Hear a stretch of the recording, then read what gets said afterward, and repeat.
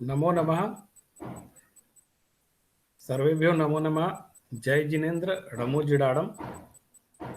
आज हम लोग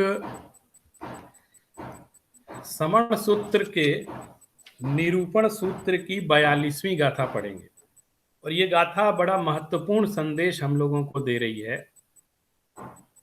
मैं पहले स्क्रीन शेयर करके आपको गाथा पढ़ना सिखाता हूं। पहले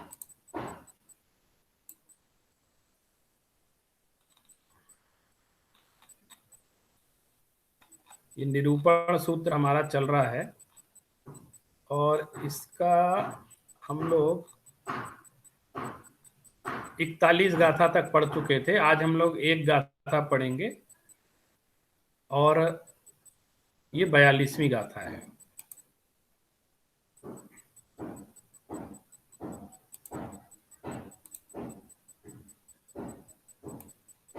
ये देखिए, आपको स्क्रीन पर दिख रही होगी।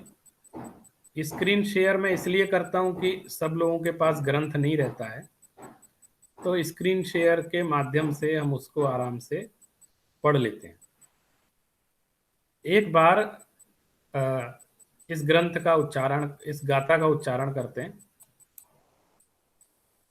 निश्चयो दुन्नेयम को भावे कम्मि बट्टई समणो व्यवहार रहो यकीरई जो पुब्बठियो चरितम्मी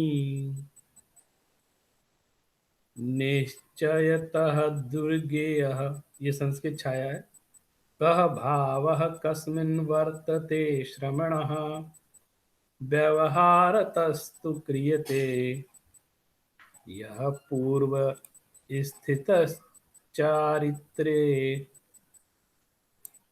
श्रमण सूत्र के, समण सुत्तम के निरूपण सूत्र में गाथा है और समण सूत्र की देखें तो 42वीं गाथा और निरूपण सूत्र की 11वीं गाथा। इसमें बहुत महत्वपूर्ण चर्चा आई हुई है और वो चर्चा ये है कि देखिए, गाथा से अर्थ लगाते हैं। निश्चय तो दुर्नेयम, निश्चय तो माने वास्तव में, दुर्नेयम दुर्गेय, समणो को भावे कम्मी बट्टई। श्रमण किस भाव में स्थित है, वास्तव में जानना बहुत कठिन है। हम लोग किसको, जैसे कोई मुनि है, श्रमण है, तो वो किस गुण स्थान में है, किस भाव में है, क्योंकि गुण स्थान आदि ये अंतरंग परिणति का नाम है। वो मिथ्यात्व दशा में है, सम्यक्त्व दशा में है, 5वें 6वें गुण स्थान में है, ये 11वें तक पहुंच गए। मतलब ये जानना बहुत कठिन काम है। ये केवली गम्य है।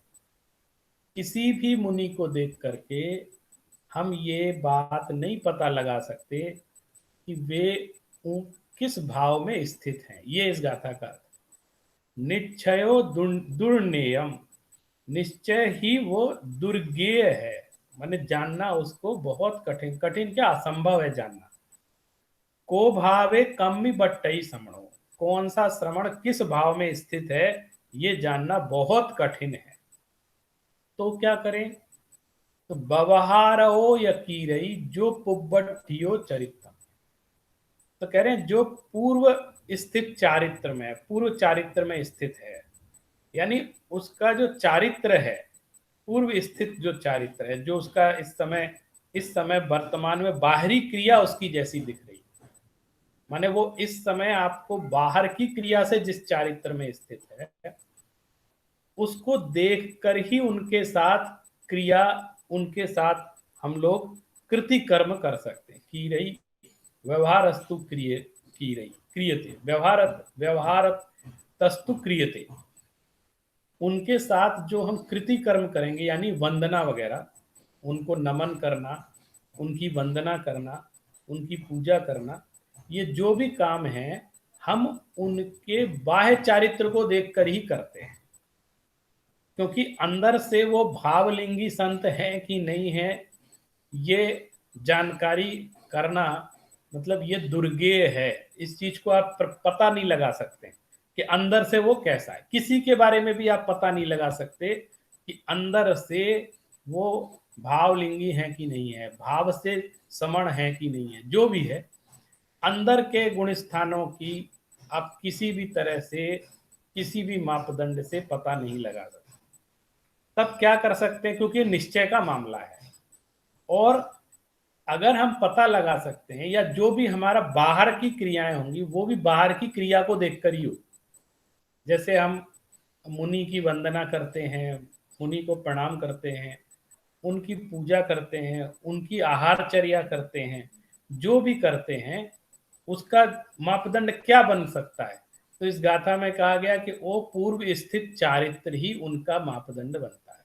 हमें वास्तव में जो उनकी बाहर की जो क्रियाएं हैं वे नियमानुसार हैं कि नहीं है, शास्त्र विहित हैं कि नहीं है, जैसा कि श्रमणों के बारे में शास्त्रों में बताया गया है वैसा चारित्र का पालन वो कर रहे हैं कि नहीं कर रहे हैं, इस आधार पर उनकी उनके प्रति कृति कर्म का निर्धारण होता है।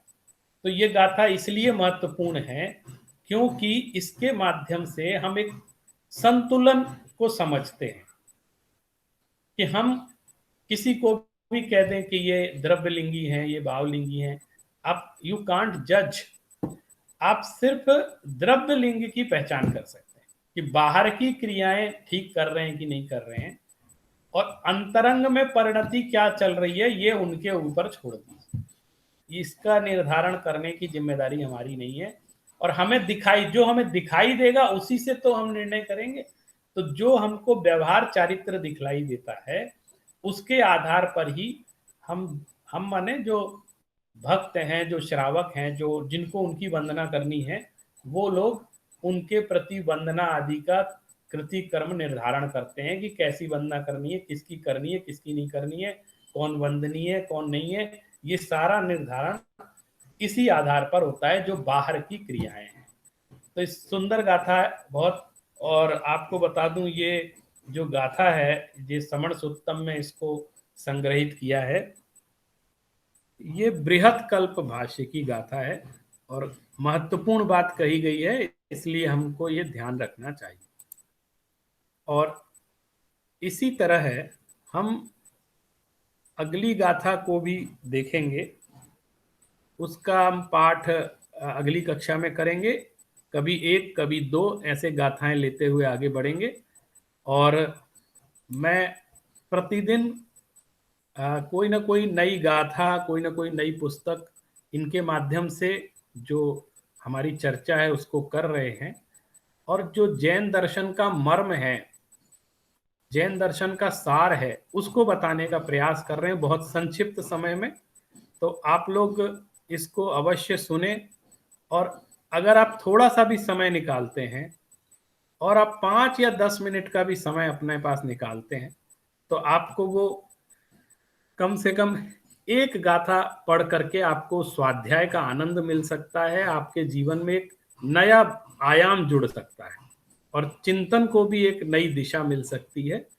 और निश्चित रूप से आप इसको करेंगे। इसी भावना के साथ आज की इस प्रक्रिया को आज यहीं संपन्न करते हैं। जय जिनेंद्र। और अगर आप चाहें तो इस चैनल को सब्सक्राइब कर लें ताकि आगे भी आपको ये अगली कक्षाएं सुनने में दिक्कत ना हो।